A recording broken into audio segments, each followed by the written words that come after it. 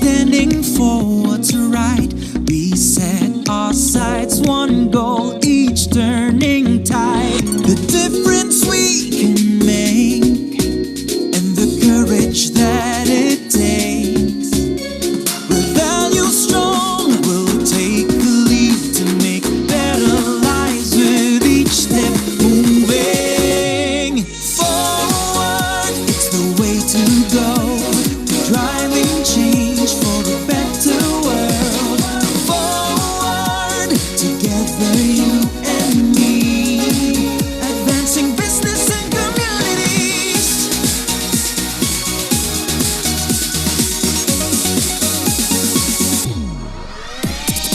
Lead on with our ABCs, driving change for a better world. Lead on, together you and me, advancing business and communities.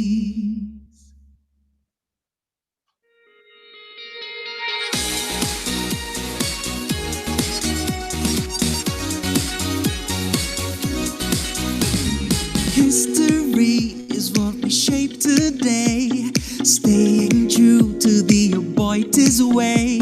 A nation rising high, embracing change. We walk, we run, we fly. The difference we can make and the courage that it takes. With value strong to guide us through, make better lives with each step moving forward. It's the way to go, driving change for a better world. Forward, together you and me, advancing business and communities. We say what we do, we mean what we say, always seeking out a better way.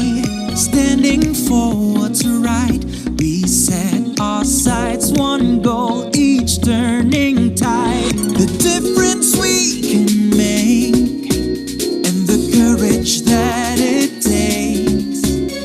We'll value strong, we'll take the lead to make better lives with each step moving forward. It's the way to go, driving change for a better world.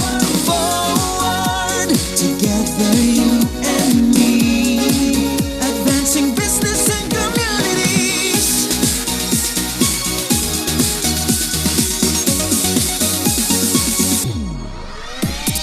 Lead on with our ABCs, driving change for a better world. Lead on, together you and me, advancing business and communities.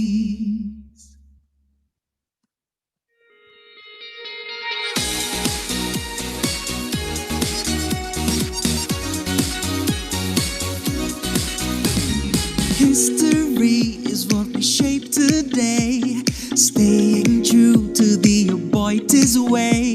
A nation rising high, embracing change. We walk, we run, we fly. The difference we can make and the courage that it takes. With value strong to guide us through, make better lives with each step moving forward. It's the way to go, driving change for a better world. Forward, together you and me, advancing business and communities. We say what we do, we mean what we say, always seeking out a better way. Standing for what's right, we set our sights, one goal, each turning tide. The difference we can make and the courage that it takes. We'll value strong, we'll take the lead to make better lives with each step moving forward. It's the way to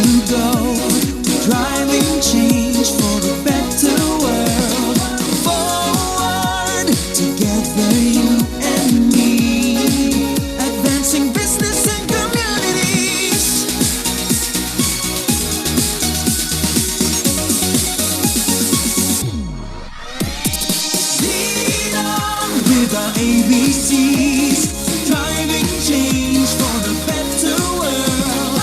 Lead on, together you and me, advancing business and communities.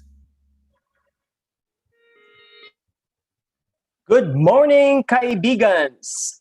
Welcome to Season 2, Episode 1 of our Power Hour, the APDU Learning Series. So this morning, no, we're very excited to have a very good speaker and topic to start off the year. No, it's 2021, it's a new year. It's time for new beginnings, and it's time also to tell our stories. No, so storytelling has been one of the emerging skills right now. And so Power Hour is here to share with you some insights on this very important life skill. So right now, um, I'd like to talk more about our guest speaker. Our guest speaker with the topic of presenting for introverts and a few tricks for extroverts. Our speaker is an evaluator at the Global Environment Facility in Washington, D.C. She's a former researcher for an environmental nonprofit organization. And she's also a former freelance writer, editor, and travel photographer. Friends, storyteller, and earth warrior, please help me welcome Miss Janine Garcia. Hi, good morning, everybody. Too bad I can't Hi, good see you. morning, Janine.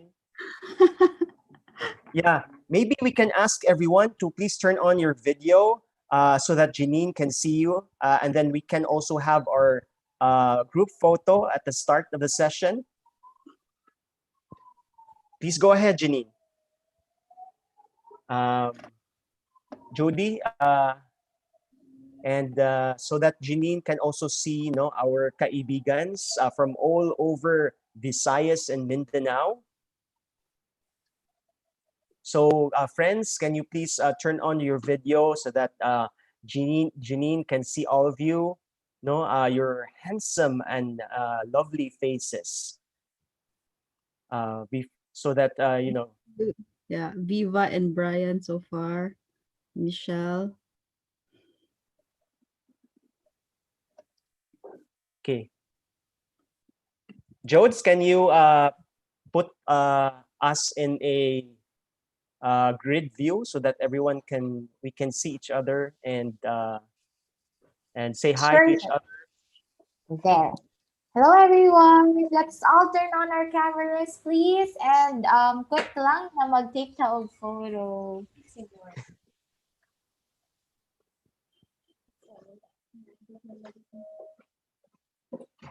Okay. So we still have a few of our friends, our kaibigans coming over to join us. But right now, let's start off our session with a group photo.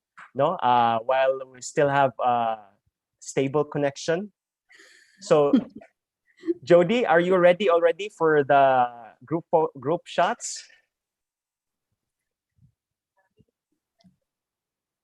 Hold on guys. All right. Okay. So, hi Judy, RM and Mon. Can you guys turn on your cameras please and let's take a photo. Okay. So, I'll be retracting this. Okay. Okay, sige guys. 1, 2, 3, smile. Again, 1, 2, 3, smile. All right, thank you. All right. Thank you very much, Jody. And so at least, so Janine, you've seen some of our kaibigans. These are our kaibigans. They're all working from home. There may be a few, one or two who's at the office right now. But most of us are really working from home. And we do have a lot of kaibigans who identify themselves as extroverts. but we also have quite several who, who are too shy to even tell you that they are that they are introverts. No, so I guess this session really will break a lot of stereotypes, no, and also some um, and also inspire some of our audience participants. All So right. go ahead, Jen. Thanks, Ian. So let me share my screen now.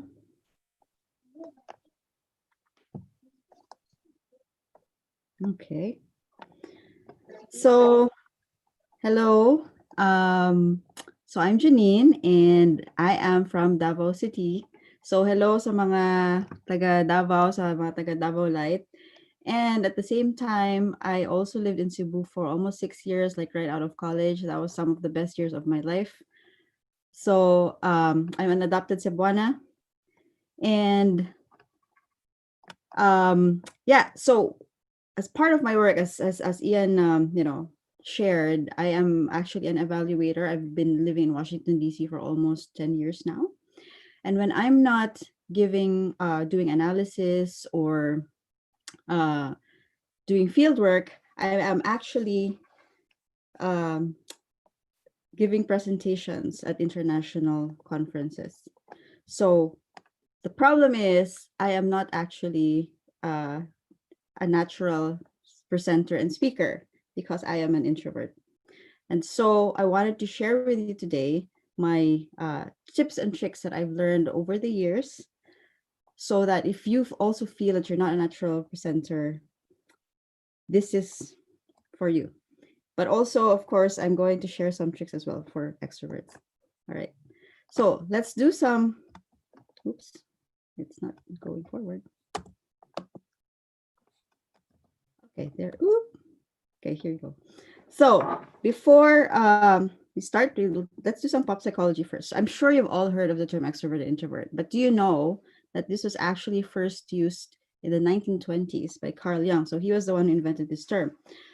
And, as you probably already know, extroverts are the people who love other people. They love to talk, they love meeting strangers, they love getting attention, and it's very natural for them to speak.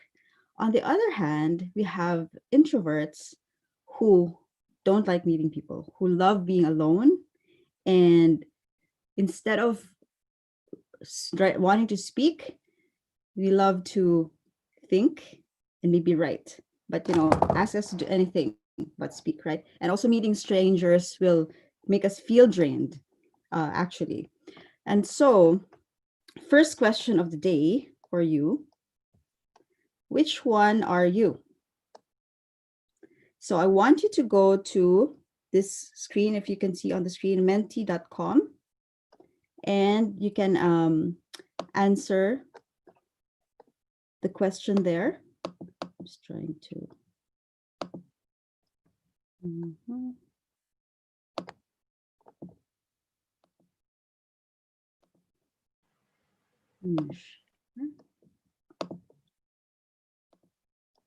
Okay. So 2 people. So I think we're waiting for, it's a total of like maybe 17 people now. Oh, yeah, about 18 people.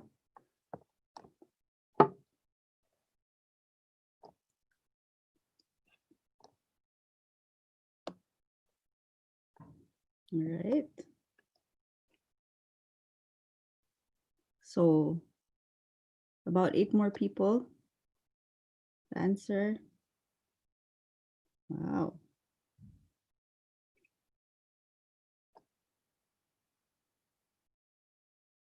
So waiting for maybe 5 more people.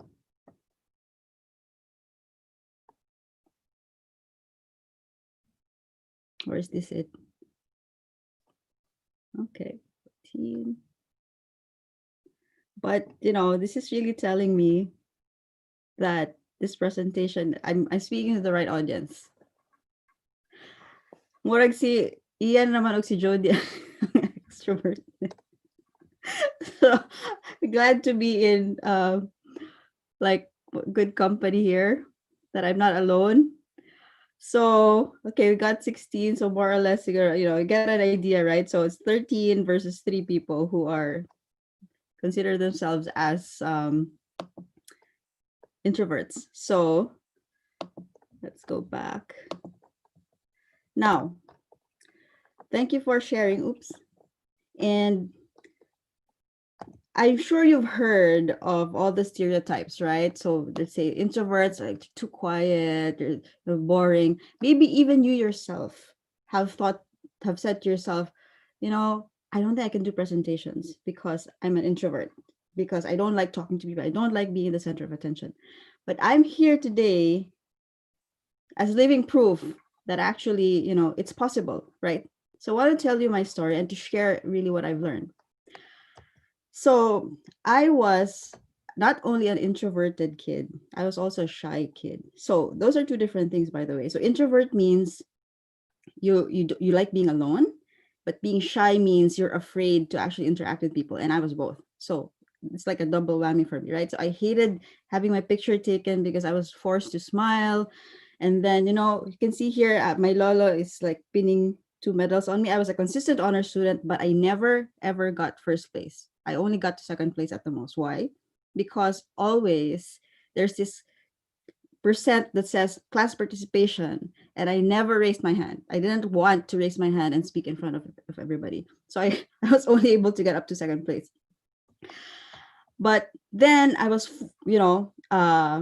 when I started doing my master's, so even my first job, I was like a writer researcher, so which is perfect for introverts, right? Because that's what I did well. But when I started to do my master's, I was forced to really present a lot. So that started my sort of quest to become a better presenter, because I love reading about psychology, neuroscience, communication techniques. And I applied all of that over the years to the point where here you can see some of my pictures, not so good, but up to, like 200 or more people from all around the world. And I even managed to enjoy it sometimes, So how did I get here? I hope that you will also benefit from the decades of experience that I've, put in to really improve my presenting skills. So there are 3 parts to presentation, right? So you have your slides, your audience, and then there's you, the speaker. So today's presentation, I want to divide into 3 parts. So part 1 will be about the slides, part 2 will be about the audience, and part 3 will be about you. And I'm going to share 3 just basic tips for each of these parts. So that's 9 in total. And I have to say, I'm not an expert, by the way, in Zoom, because I'm used more to giving presentations live, prior to COVID. But I chose some tips that I think you can use in any medium, whether in person, with or without a PowerPoint presentation, by the way.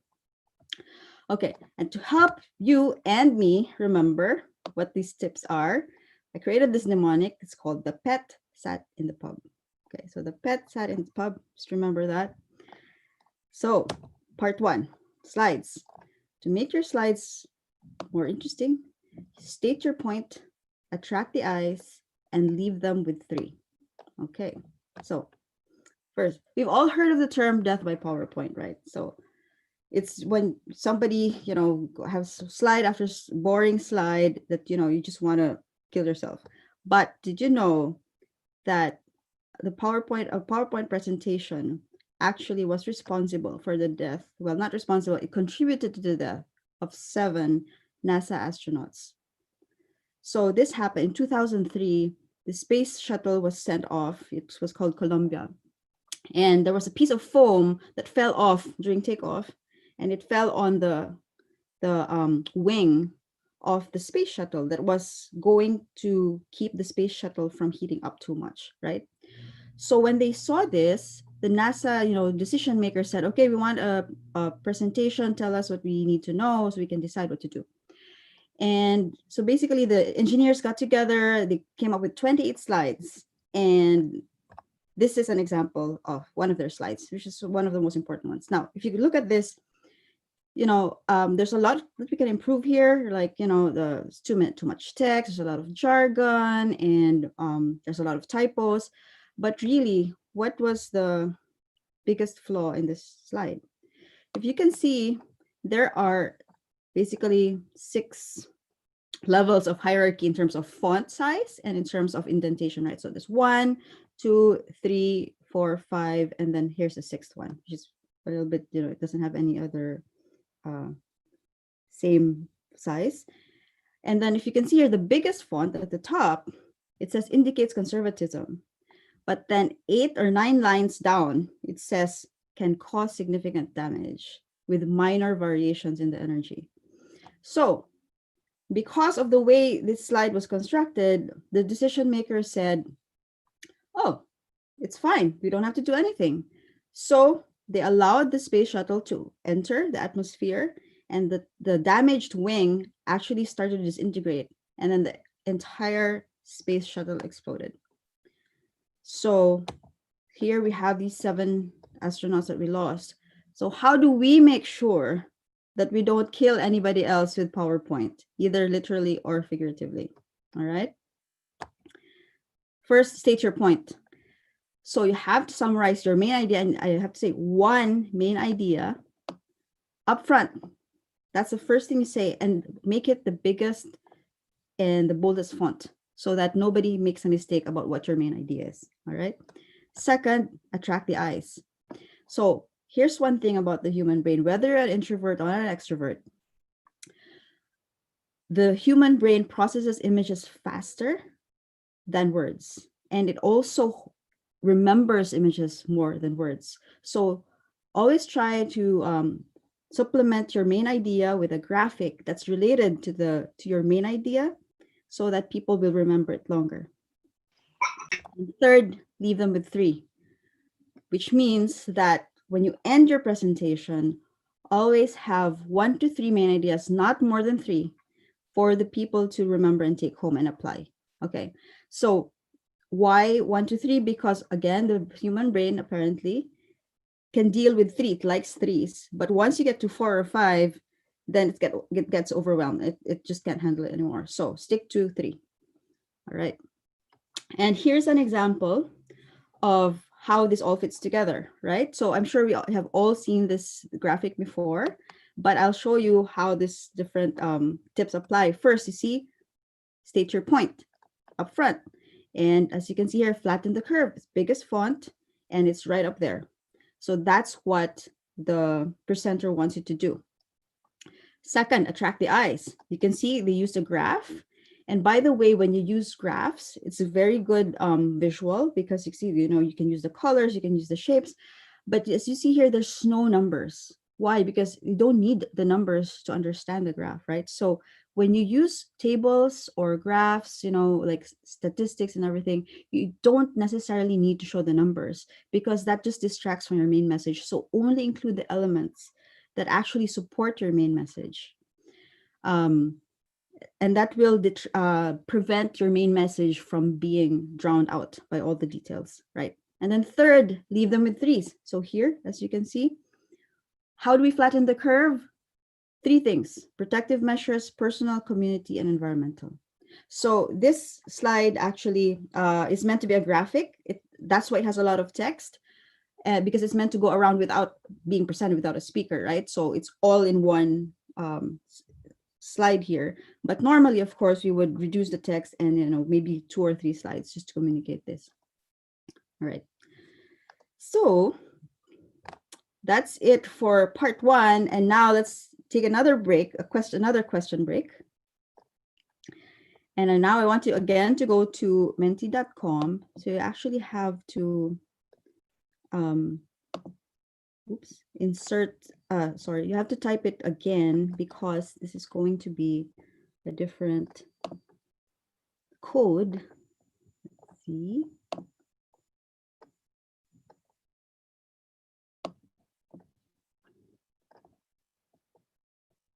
My internet seems to be slowing down right now.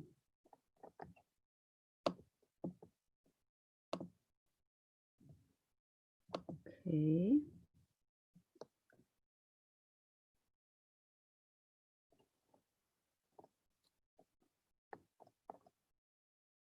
Yep, it's a little slow.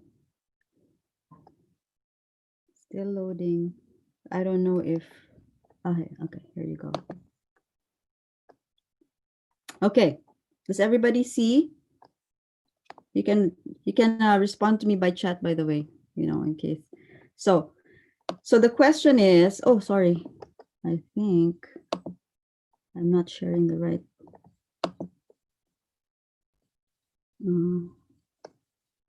Screen. Okay, here. Okay, I think, can you see the new slide now? I'm not getting a response with chat. Sorry. Okay. Yeah, we can see it, Jen. Jody. Okay, sorry. I wasn't seeing any of the chat pop up. So, okay, cool. Thank you. All right. So for introverts, please respond by saying what are your challenges when you're giving presentations. And then for the three extroverts, or if we had any more extroverts come in after our poll, can you share with us in keywords, what do you think are, what are your sort of challenges when you're listening to an introvert present? Okay, so you can type as many as like five keywords, but you don't have to, type all five. So.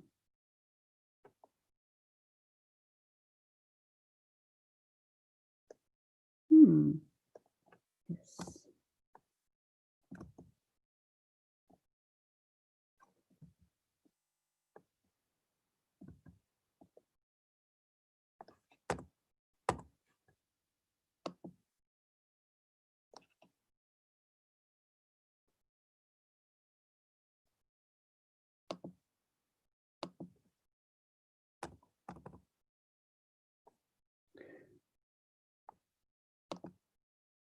Okay, so finally we're seeing the results. Okay.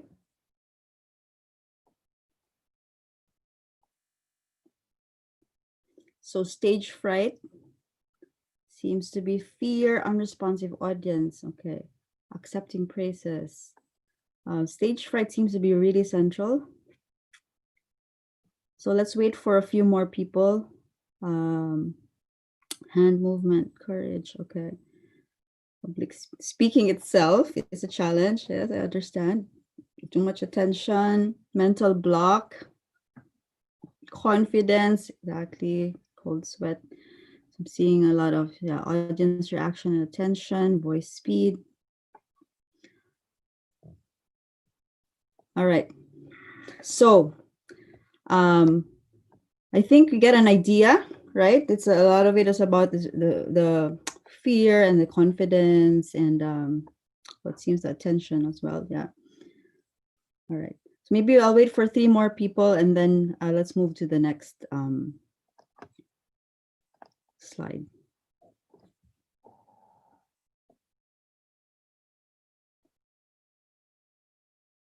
Being virtual.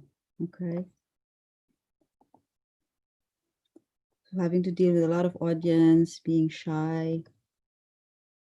All right. Okay. So let's move to the next question. So for an extrovert, if you're an extrovert, what are your challenges when you're giving the presentation? And the same question for the introverts. When you're listening to an extrovert present, what are your challenges from listening to them? All right. So you can start putting in your answers.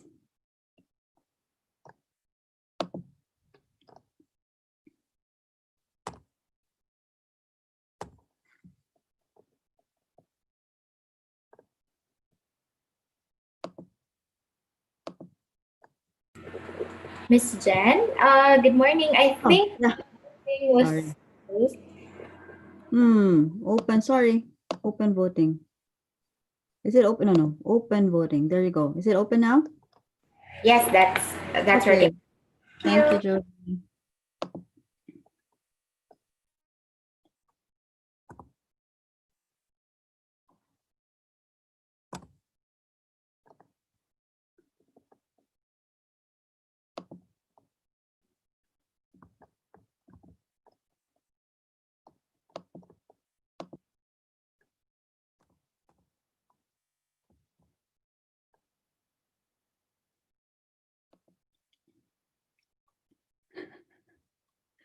And I guess I don't know if we still have only 3 extroverts. But I'll wait for it to get to 3 or maybe a little bit more before we move. Okay. Oh no, because everybody's supposed to answer, right? Okay, sorry. Forgot about that. Okay, forgetting the audience. Interesting. Unresponsive audience. Talking too much.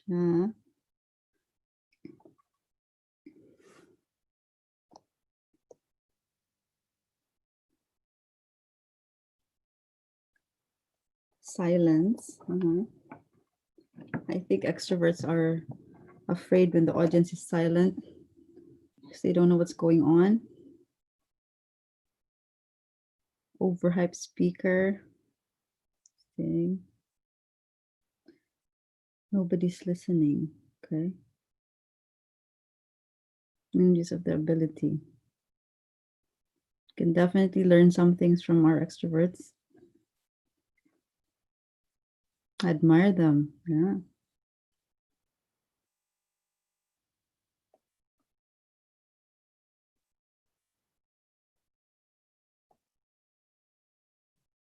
Okay. I'll wait for a few more seconds. It seems that we're not getting as many answers to this one, but you get an idea. So maybe you can deal with this whole silence thing and talking too much. All right, so let's get back to our close voting. And then let me go back to my slides. So part 2 is about engaging the audience, right? So we have 3 tips: sat, smile, ask questions, and tell stories. All right. So I think one of the biggest differences between an extrovert and an introvert is that extroverts actually are really more people oriented, right? While introverts tend to always look inward.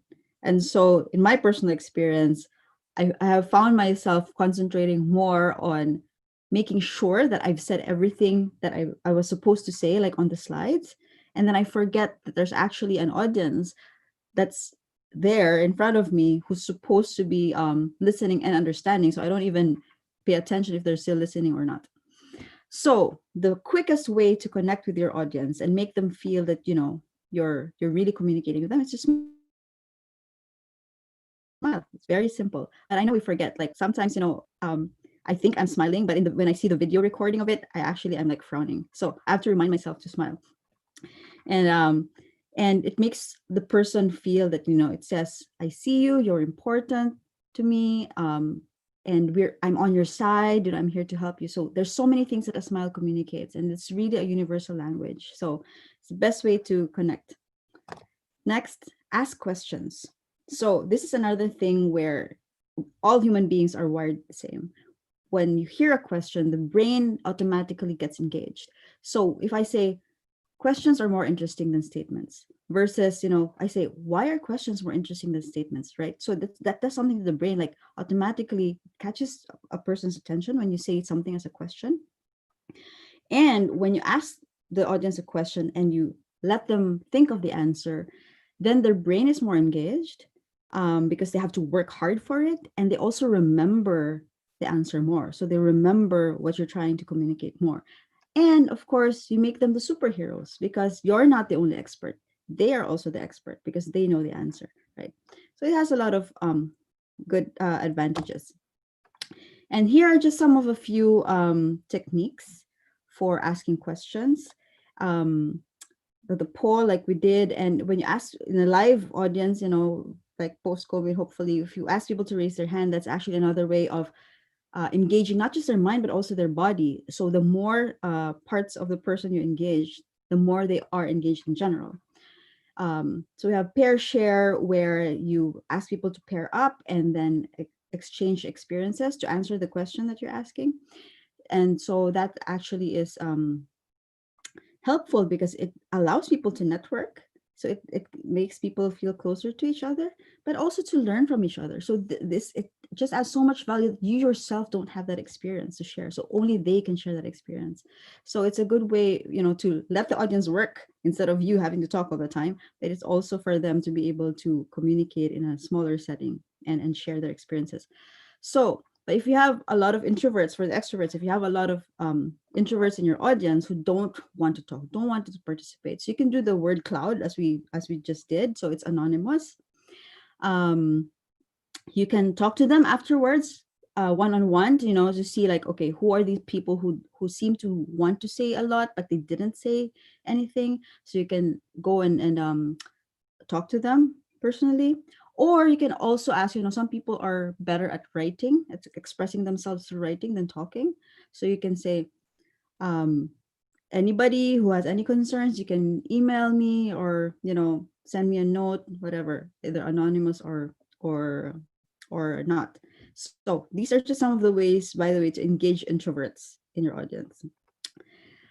All right, next. So third is tell stories.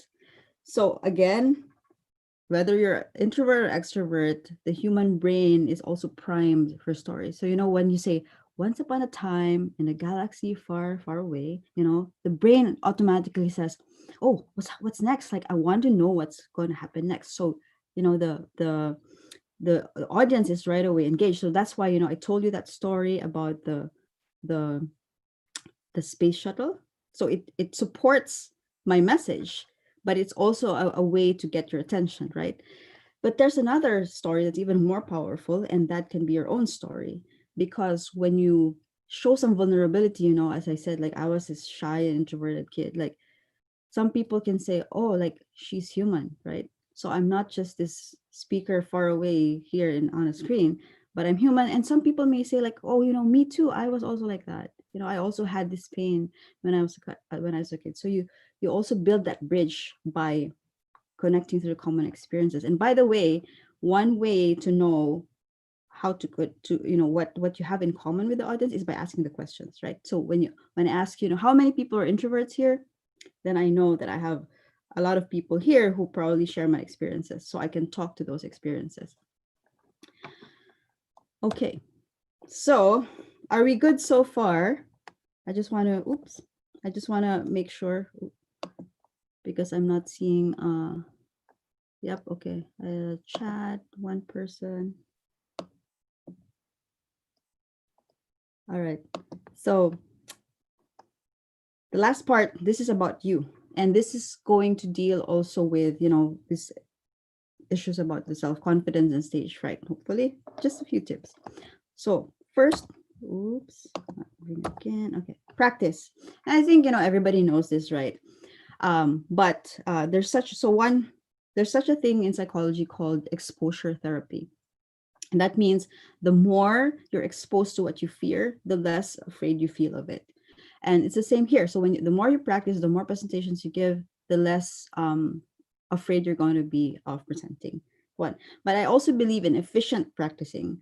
And that means through the years, I've come up with these basically key things that I know I need to practice so that I use my time more efficiently. So opening and closing, how you greet the audience first, and then you also know how you're going to end your presentation. Because when you start strong and end strong, even if you fumble in the middle, it's fine. People are going to feel that you know what you're talking about, and they're going to walk away saying like, oh yeah, that was a good presentation.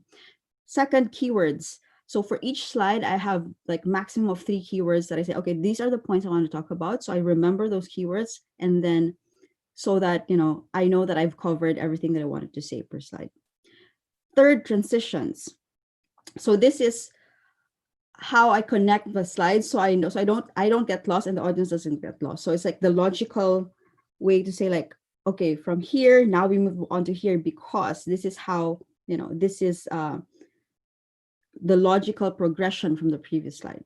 Anyway, and then fourth, again, we practice to smile. If you're not used to smiling, I think it's very helpful to look in the mirror and smile. So if you don't practice anything else, maybe smiling is the most efficient way of using your practice time. Second, uplift yourself. So we all talked about, needing confidence. And I do think that's very important to have some confidence in yourself when you're presenting. And a very quick way to increase your confidence is to do the power pose. So this is the Wonder Woman pose that they say, but it's not just a Wonder Woman pose. So any action and pose that makes you occupy more space, like, you raise your hand up this, or you put your feet up on the table, with your hands like this, that is a power pose. And this has been scientifically tested. And you'll see a lot of debate, by the way, online to say like, oh, like it doesn't really necessarily make you more successful in life. But that doesn't matter, because all of the studies have proven that if you do the power pose at least 2 minutes, it actually does increase your confidence. So it's a very quick way to increase your confidence. And of course, there's other things, laughter affirmations, but I want to focus on this power pose, and we can talk about the other stuff later on if you have any more questions. And then third, breathe. So I learned this from my mindfulness training, and this is neuroscience as well, that you actually know how you feel, your body knows how you feel, and through how you breathe. So if you're breathing very fast, then you're angry, or maybe you're afraid even before your mind registers it. So the reverse is also the same. If you control how you breathe, you're actually telling your mind and your body how to feel. So it's like a Jedi mind trick. So if you slow down your breathing, especially when you exhale longer than when you inhale, you're telling your mind, and your body, I'm safe. I don't need to be scared of this. And your stress hormones are going to go down. So that's really important. And I have some breathing exercises that I use, and we can talk about that again later for during the question and answer if you're more curious about it. So to wrap up, again, our mnemonic is the pet sat in the pub. So for your slides, make sure that your slides state the point, attract the eyes, and leave them with threes. And then to engage your audience, you have to smile, ask questions, tell stories, and so that you are prepared for the presentation, you practice, uplift yourself, and you breathe. But if you don't remember anything else, I am going to leave you with just one, not three, one take-home message, and that is presenting is a skill. It is not a personality trait. So whether you're an introvert or an extrovert, something that you can learn, and maybe some of us need to put in more work than others, but we are going to get there with enough practice. All right. So I'm done. Thank you. And I have a list of resources, by the way, that I'm going to share with you once the slides are sent out by Jody and Ian. Okay, thank you so much, Janine. I guess the introverts and a few of us extroverts in the audience definitely got a few things in your talk. So right now, let's try to ask our audience if they have any questions, anything about the breathing, that's so cool that you're saying it like it's like a Jedi mind trick, so okay, so maybe I'll start, Jen. Like for an introvert that who's only finding out about it, that I can actually do these things. I mean, how do you start out? Start out with the presentations, right? Yeah. Like getting used to it. Yeah. So the way I did it was really step by step, right? So I think the first fear that I had to deal with was, oh, like I'm going to blank out. I don't know what to say. So that's how I came up with this idea. Like, okay, one, I need an outline, and second, I need these keywords, because I don't like reading from a script. I think that just makes me more nervous, and if you lose your nose, like, okay, now what do I say? So I prefer to keep the keywords. Like I said, I have like at the most 3 keywords per slide. So that's what I started with. And then when I said, okay, now I'm more comfortable with remembering what to say per slide, and then I moved on to transitions, because again, I felt that, oops, this seems to be a weak spot. Like, I don't know how to proceed to the next slide. So step by step. And then I think, what was the next one? Yeah, the next one was engaging the audience, because once I had my content that now I can remember what to say. I don't get lost, as I don't space out. Now, how do I connect with the audience to make sure that they feel that I'm actually paying attention to them? So I hope that answers your question. Wow, thanks, Janine. So would like right now we're in a virtual workspace, no? Do you think that this is a better opportunity for introverts to come out of their shell and flex their presentation skills? Yeah. So I believe in turning every situation you have into your advantage, right? So on one hand, yes, it's a little bit more difficult because you don't see your audience. You don't know, it's hard to tell if am I engaging them? Are they listening? Are they interested or what? But at the same time, it does sort of relieve the pressure a little bit because you don't have to stand up in front of a whole crowd, and so it's definitely a good step into practicing. But I say practice with whatever opportunity you have, and it doesn't have to be a PowerPoint presentation. It can be like talking to your team, but you can use the same tips for any medium and for any situation. So Yeah, thanks for that, Janine. There are a few organizations in Aboitiz, Janine, no? And this includes Toastmasters. So, do you think these organizations can really help you with your presentation skills? yeah, so by the way, my parents were in Toastmasters. So when I was like a kid, I was actually observing them practice, and it really convinced me that, oh, this is a good organization. And I think it is good because it gives you a lot of opportunities to practice, because you have to complete, I don't know how many speech projects, right?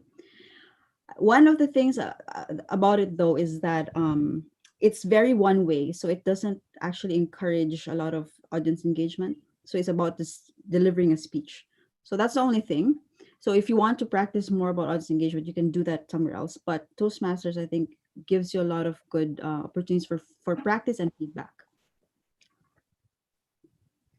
Okay, yeah. So actually, Jody here is part of the Toastmasters, Janine, and Ah, she's sharing that in the old curriculum there was a 10 speech project. No, that I oh, think that was the levels that you were talking about. right. Yes. So it's not true anymore. Yeah, I guess they've already changed the curriculum, Janine. Okay. Okay, so the, yeah, it's now pathways with 15 projects. They added five So more. even more. Okay. More opportunities to practice. Okay, so how about our kaibigan? Feel free to ask your question live. No, we have a few friends from Davao, Janine, from where you are from. So Davao City. Can we have our friends from Davao ask Janine, your kababayan, a question?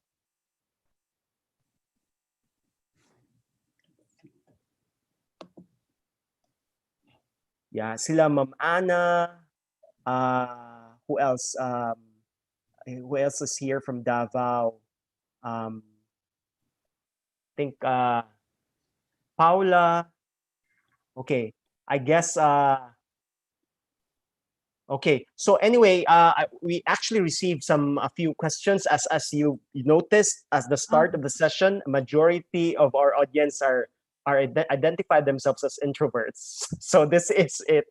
At Okay, so Janine, there's been a lot of talk about flipping the narrative.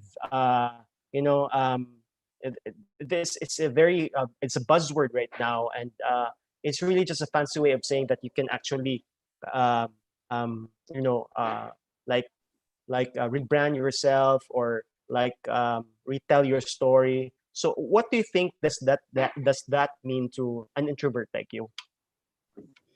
retell. So what do you mean by retell the story? Like you right now you are redefining yourself, as an introvert. You thought that you were shy, and also that you were not able to really do these things, but then you made this realization that you're actually very capable of doing all these things, no? Mm. Speaking in public, and addressing them. So, how did you flip the narrative? Okay, so I would say it's really a gradual process, right? Like I kind of pushed myself a little bit. So like I was saying, like, you know, I saw that this was my weakness. So I tried to work on that first, and I said, okay, now I feel a bit more confident. Now what's the next step that I think I can improve on? So it's like really step by step. And the other thing is I consciously sort of tried to channel my inner extrovert, because all of us have, you know, both, right? Like nobody I think is like absolutely extreme, so it's really a spectrum. So I see it as channeling uh my opposite trait. And apparently in psychology there's such a thing called free trait theory, which means that you can actually act in the personality that's the opposite of your default personality for a specific situation, but it doesn't mean that you become it. So I still consider myself an introvert for sure, you know, but once I'm on a stage, it's like I kind of like program my mind and say, okay, let me channel those ca- characteristics of an extrovert, such as, you know, like smiling and try to ask questions and all of that. So it doesn't mean that you have to be not who you are. And I want to emphasize that, because you might feel like, oh, you know, I have to be fake or what. No, you be yourself and you maximize your strength as an introvert. For example, introverts like to really think and plan, you know. So take advantage of that. Like you can make an outline for your presentation, and you can use a lot of time for practicing, and you can use your powers of observation, you know, to really see what the audience is interested in and all of that. So yeah, it's you can still be true to yourself, but it doesn't mean that you can't expand your scope, you know, as a person. So you're just increasing your capacity. You're not, I wouldn't say that you're turning yourself into the opposite. I consider it as really like expanding yourself. Okay, so yeah, I think it's similar to role playing, right? When you are in the stage. So, um, Janine, being growing up as an introvert, no, and you see all this this brilliant people, leaders. Who do you look up to? Like who you know identify themselves as introverts, so that you know we can break this stereotype that only the extroverts can lead. So maybe you can share a few. Um, okay, so I was actually reading about this recently, obviously for this talk. But so apparently, you know, Albert Einstein was an introvert. Of course, you know, the tech giants, the Bill Gates and like Mark Zuckerberg are introverts. But apparently, even Obama is an introvert. No, Whoa, Barack. really? Yeah, yeah. So and in fact, a lot of like really good actors are introverts as well. And because we tend to think of introverts as, oh, like, you know, want to be alone, we don't want to be on stage, right? Like in the attention. But it really is different, because you can have that desire to, yeah, to play a certain role, but again your energy comes from, you know, being alone, and that's fine, you know, it's being yourself. So yeah, there's, yeah, as you said, there may be a lot of stereotypes about what introverts are like, but definitely doesn't mean that introverts cannot, you know, speak in public and lead and inspire people, because there's we need all kinds of persons in the world, right? So Wow, that's quite inspiring, Janine. Knowing that all these tech giants and even a former U.S. president, well loved all over the world, identifies himself as an introvert. Wow, that's quite a surprise to me and to our audience, no? Uh, so um, so right now, Janine, are there any like that everything that's happening right now, we're all virtually working from home, most of us, with the shift into this um, high tech but low touch um, um, workspace. How do you think can we reach out, to introverts, those who identify themselves as introverts, and really draw out, their all this potential that they have, and and become like you're like a very self-actualized introvert, and I'm not sure if you're already an omnivert at this point, but I see the difference, Janine, because when you were still in Cebu, when we were together, I was volunteering for a nonprofit organization, and you were there. You were one of the officers.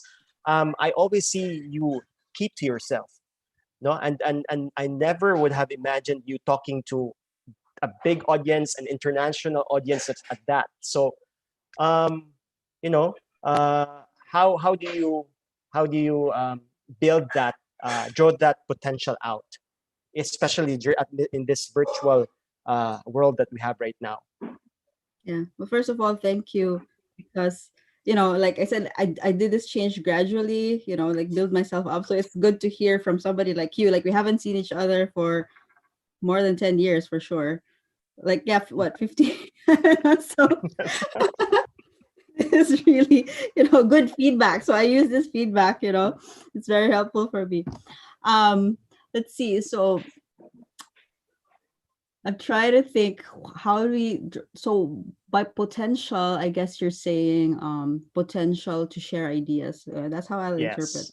Mhm. Because yeah, and all right. So I think it is important to respect, introverts' need for privacy. So as like a lot of us are like thankful that we're working from home. We don't need to turn on our videos for a meeting. We don't need to show our faces, So we're very happy about that. Um, but yeah, maybe more like uh keep the communication going, let's say, email, by chatting, so more written. I don't know if some people are comfortable enough to talk like on the phone or whatever, maybe by texting, but definitely you can still get those ideas by encouraging a lot of like written communication, probably. So that's how you would reach out to introverts. And it's always, just be patient. I mean, introverts will speak when they're ready and when they think that they have something like really important to say. So that's the thing to remember. And yeah, if you develop a trust relationship, that's when you get, people to open up for sure. Okay, wow. Thank you so much, Janine. No, we've really picked up a lot of insights right now, especially from the world of introverts. No, and thank you so much for the time that I understand, although it's already late in the evening there in Washington D.C. But you're up and talking to us, and we really appreciate it that you are able to share this time and your expertise with us, Janine. Thank you so much. Thank you so much also for this opportunity. And yeah, unfortunately I can't see your faces, but I understand. It's But okay. it's good to see so many people participating. Yeah. Yeah, okay. So please stay behind, Janine. So Okay. there you have it, kaibigans. That's a presentation for introverts and a few tips for the extroverts. So I learned in this particular episode that introverts are really not who we think they are. No, they're not really. They just get their energy from being themselves. No, and they're going to speak when they are ready. No, so let's respect that need for space, and then nurture that trusting relationship, as Jeanine mentioned, and also. Um, let's continue to keep the communication lines going because they have a lot of ideas and they will be able to share this to and change the organization for the better. Okay, and so everyone, I'd like to take this opportunity to announce that the HR ICSS right now is ongoing. So guys, if you have not yet answered the survey, please answer the 2020 year-end HR customer satisfaction survey. Please let us know what you think. No, we very much appreciate your responses and your feedback. And this is really our way of serving you better, no, as your HR team. And okay, so I would also like to announce our next episode for Power Hour, Taking Life in Pictures. This is our speaker this time around is from Georgia. No, so both our speakers for this month is from the USA. So for this episode, we're going to talk about photography. So to complement our presentation with our photography, because we are at the start of the year, we are going to tell our stories. Okay, and so right now, friends, may I request to each and every one of you to turn on your videos so that we can have a group photo with our speaker, Miss Janine Garcia. Okay, Jodes, can you please on the grid view? All right. Guys, let's all turn on our cameras so we can take our photo together. Okay, so everyone is already on gallery view. Okay, thank you, Ma'am Viva, Monica, Miss Reg, and Miss Mems, Brian, Sir Ricky, Miss Ethel for turning on your cameras. For the rest, let's turn on our cameras, guys. Diba? So, really introverts, diba? So, now we learn from our session. So, I hope you enjoyed the thing that we prepared for you this morning. And with our speaker from, diba, nonetheless, Washington, D.C. lang naman. So, yes. Let's all turn on our cameras, guys. Okay, so hi, Judy, RM, Sir Vermont. Diba, let us see your beautiful and handsome faces. Lino, Sir Lau, diba? Ate Chums, Sir Pat. Okay, so we're ready. Alright, so sige guys, no? Let's all smile for the camera. 1, 2, 3, smile. Again, 1, 2, 3, smile. Waki guys, 1 waki pose. Okay, 1, 2, 3. Waki, ang mga introvert. Waki, 1, 2, 3. Alright, thank you so much. And okay. Thank you very much, everyone. And we look forward to seeing you again in our second episode of our Power Hour Season 2. Thank you so much. Take care and God bless you. Thank you. Good weekend. Salamat, Ian and Jody. Thank you, Jen. Thank you so much, Jen. Sige, see you. Bye. Yeah, please stay for a while. Oh, okay.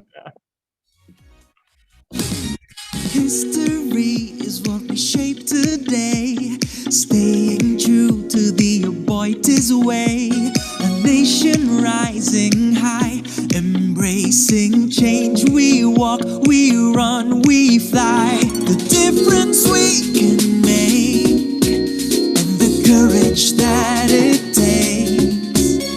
With values strong to guide us through, make better lives with each step moving forward. It's the way to go, driving change for a better world. Forward, together you and me, advancing business and community.